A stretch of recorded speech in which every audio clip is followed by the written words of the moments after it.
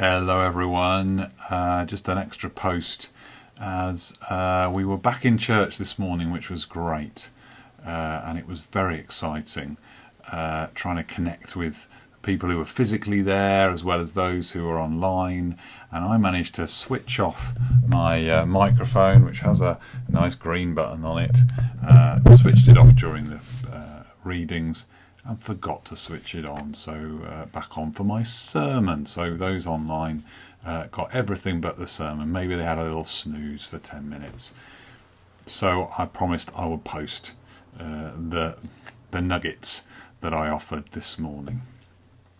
So we're carrying on the story of Jacob, Abraham and Isaac, the founding fathers of the faith. And in our story today, it follows on in Genesis chapter 32.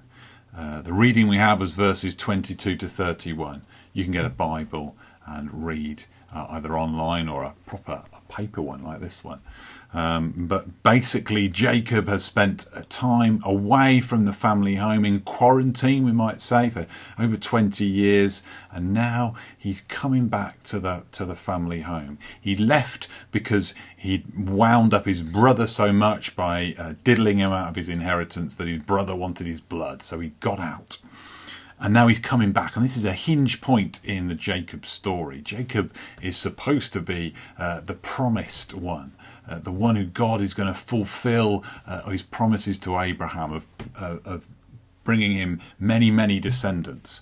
But at the moment, Jacob is still not quite fulfilled that, although he's got two wives and two maids and lots of sons already, which is a good start. And then then God calls him back from his uncle's where he's been, back to the promised land, back to his homeland, back to his family, back to his brother, who potentially has been kind of fueling the fire, his anger over the last 20 years. So Jacob is approaching. He's got a river to cross into the promised land when he hears that Esau, his brother, is coming to meet him. That doesn't sound too bad. Yeah, he's coming to meet my brother. Okay, I've got Jacob's thinking that'll go all right, perhaps. Then he hears Esau is coming to meet him with 400 men. Oh, that doesn't sound quite so hopeful. So Jacob does three things. First, he prays. He prays to God. He reminds God of the promise that God's made to him. He reminds him of the deliverance that has already happened for him. So he prays, and in that prayer, we start to see a little bit more of a humble Jacob than the proud Jacob that perhaps we've seen before. Then he sends some gifts. So he prays to God. He sends gifts. Practical, not so much of a bribery, but just an offering to his brother. And then finally, just as a sort of, I can't remember the word, but anyway, he splits his family into two as an insurance policy. So he splits them into two. He's got, as I say, he's got these 4 wives and 11 sons and daughters as well. He splits them into two. So if one gets caught, then he's hopeful the others will get away. And then he steps away, and we read in verse 22 of chapter 32 of Genesis that he spends this night wrestling with a man who appears in the gloom. In fact, this man appears in the gloom and leaves in the gloom just before the light of day. And we wonder, what are we to make of this? Jacob himself says, I've seen the face of God and survived. I kind of think God's protected him from seeing his face in the full light of day. And that's why this man who Jacob realizes is God, or an angel of some sort, a representative of God, this man disappears before the full light of day. I think to protect Jacob in that way. But Jacob has certainly wrestled all night. And when God leaves, he doesn't leave with nothing. He leaves 3 things. He leaves Jacob with a dodgy hip. we commentators think at this point Jacob is about 90 odd, in his 90s. So he's done quite well not to have a dodgy hip before then. And maybe if you wrestled all night in your 90s, you probably would start to suffer like that. So God's given him touched his hip, given him this dodgy hip. Secondly, he's been given a new name, Israel.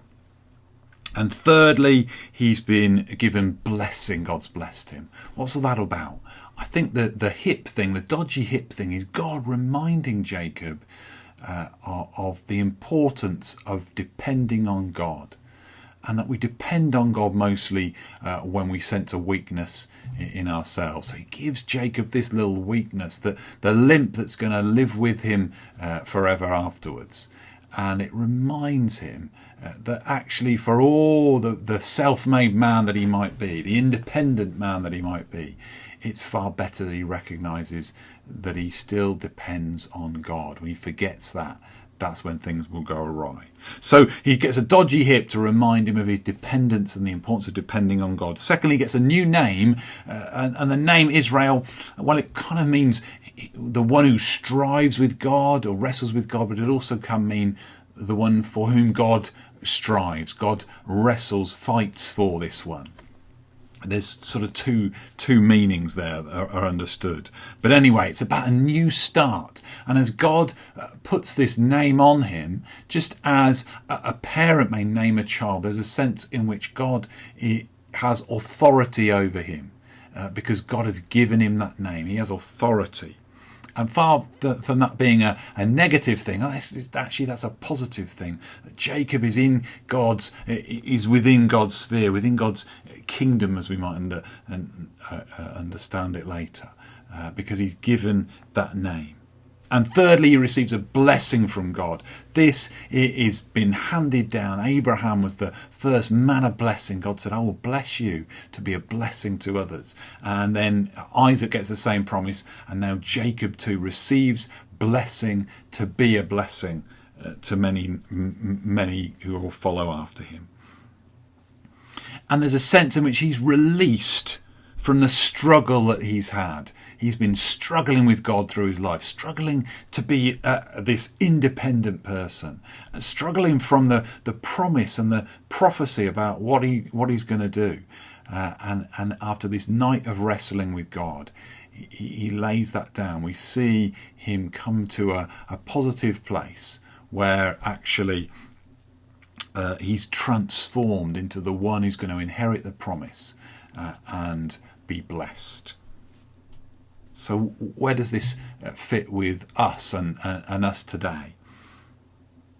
Well, first of all, I think it's an encouragement for us to wrestle with God too, to wrestle with the things that are on our heart. I guess many of us have been wrestling in these times with what on earth is going on, God?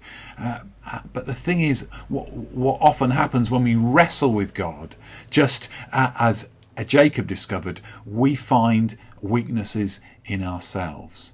We don't necessarily find weaknesses in God. He doesn't have weaknesses. We find God's strength and we find our weaknesses. The more we wrestle with God, the more we draw closer to God, actually, the more we find that actually it's not about us being independent, but it's us depending on God and God's strength and sensing something of a weakness in us.